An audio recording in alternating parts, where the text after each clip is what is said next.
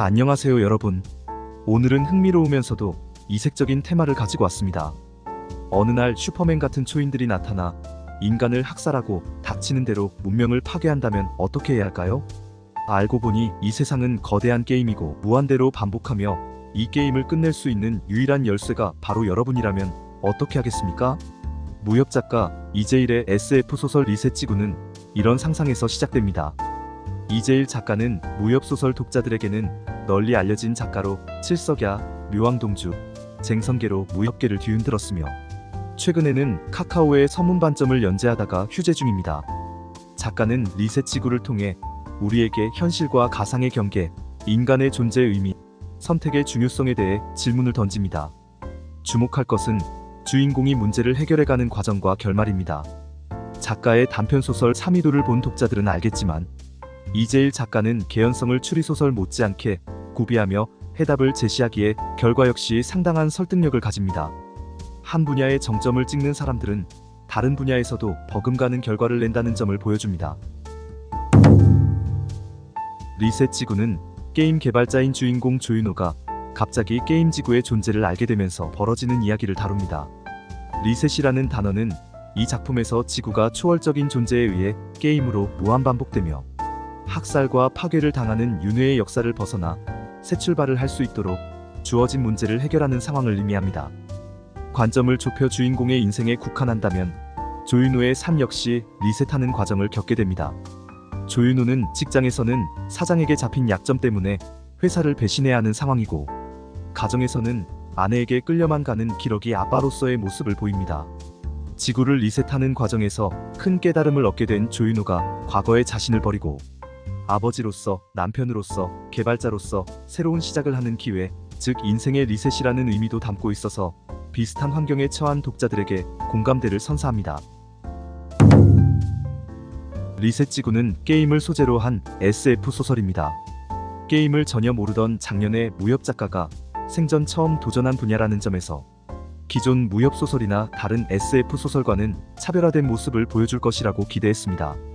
이 작품을 쓰게 된 계기는 다소 충동적이었으며 게임에 대해 몰라서 많은 지인들과 전문가들의 도움을 받았다고 토로합니다. 이 작품의 가장 큰 특징은 우리에게 친숙한 게임이라는 소재를 통해 인생의 의미와 우주 속에서 인류의 존재의 의의를 생각할 수 있는 질문을 던진다는 점입니다. 이 세계가 초월적인 누군가의 지루함을 덜기 위한 게임에 불과하다면 우리의 선택과 행동은 어떤 의미를 가질까요? 이러한 질문은 현실 세계에서 우리의 존재의 의미와 선택의 중요성에 대해 생각하게 만듭니다. 또한 직업적으로, 개인적으로 위기에 처한 조윤호의 관점을 따라가면서 직장에서 그리고 가정에서 어떻게 살아가야 할지에 대해서도 생각하게 만듭니다. 아마도 중장년층 직장인이자 가장이라면 조윤호의 입장에 공감할 이들이 많을 겁니다. 주인공 조윤호 부장은 게임 회사에서 16년이나 일한 베테랑 개발자이지만 직장에서 딱히 두각을 나타내지 못하는 인물입니다. 덕분에 늘 사장의 모욕과 인신공격을 감내해야 하고 가정에서는 아내와 아들을 필리핀으로 보낸 기러기 아빠입니다.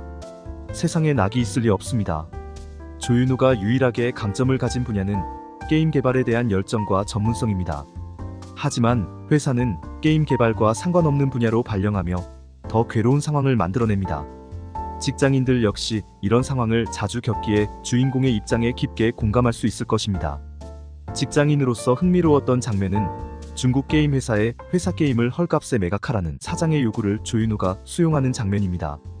감사에 걸리면 배임 혐의로 고소될 가능성이 충분한데도 조 부장이 따르기로 한 이유는 사장이 쥐고 있는 약점 때문입니다.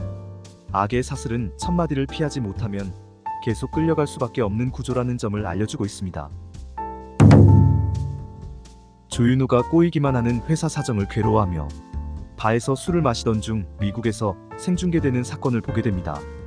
백인 남자 한 명이 초인적인 능력으로 뉴욕 시민을 학살하고 건물들을 파괴하며 아파치 헬기를 추락시키고 있었습니다. 전 세계인이 충격에 빠진 와중에 전설적인 게임 개발자 시드 마이어가 조윤호를 찾아와 자초지종을 설명합니다.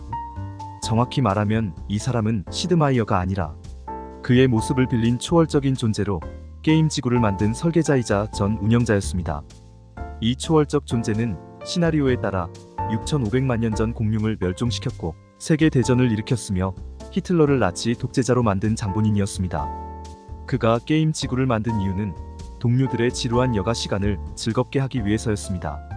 시드 마이어는 철저한 규칙을 정해 게임 내 NPC와 몬스터의 비율을 지켰지만 그가 관리자에서 해고되면서 상황은 급변하고 맙니다.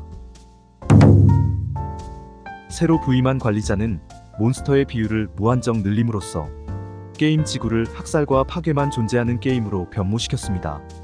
NPC와 몬스터가 된 인류에게는 멸종밖에 없는 상황이 되었던 겁니다. 더 황당했던 사실은 게임 지구의 모든 스테이지가 마무리되면 다시 진행되도록 무한 루프 설정이 되어 있다는 것이었습니다. 시드 마이어는 이러한 사실을 알려주며 조윤호에게 진지하게 제안합니다. 자네는 인류 중 유일하게 이 상황을 막을 수 있는 인물이야. 인류가 살아남을 유일한 방법은 게임 지구를 다른 회사에 매각하는 거네. 조윤호는 곰곰이 고민한 끝에 네덜란드의 철학자 스피노자가 남긴 이야기식의 결론을 내립니다. 마지막 날까지 아들과 아내와 후회 없이 보내고자 한 겁니다. 조윤호는 은행의 모든 예금과 카드를 한도까지 인출해서 필리핀으로 날아갑니다. 실제로 이런 상황이 닥친다면 90% 이상은 조윤호와 같은 결정을 하지 않을까요? 조윤호의 계획은 뜻대로 진행되지 않습니다. 게임 지구의 새 관리자가 조윤호를 죽이기 위해 수차례 킬러를 보내거든요. 첫 번째 킬러는 조윤호의 단골바에서 일하는 여성 바텐더 유미였습니다. 2차 시도는 국회의사당 돔에서 이륙한 쥐껌비의 공격이었습니다. 태권비의 몸에 쥐의 머리를 가진 로봇이 조윤호가 탄 비행기를 파괴하려는 순간 시드 마이어가 비행기를 변신 로봇으로 바꿔준 덕분에 힘겨운 승리를 거두게 됩니다. 조윤호는 킬러들이 자꾸 찾아오는 이유를 알게 됩니다. 관리자가 조윤호를 게임 지구의 유니크 몬스터로 등록했기 때문이었습니다. 조윤호는 다시 찾아온 킬러들의 공격을 받고 이빨이 부러지는 등 중상을 입습니다. 조윤호는 어쩔 수 없이 게임 지구를 매각하는 PT를 맡기로 합니다. 다만 시드 마이어에게 두 가지 조건을 내겁니다. 1.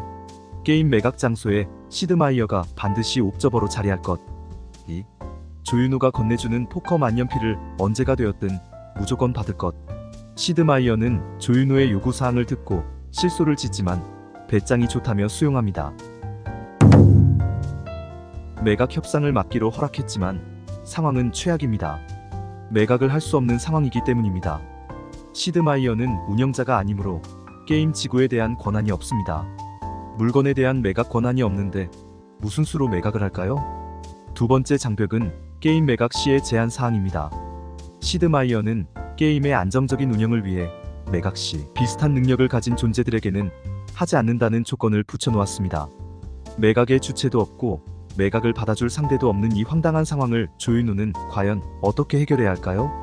자, 제가 드리는 이야기는 여기까지입니다.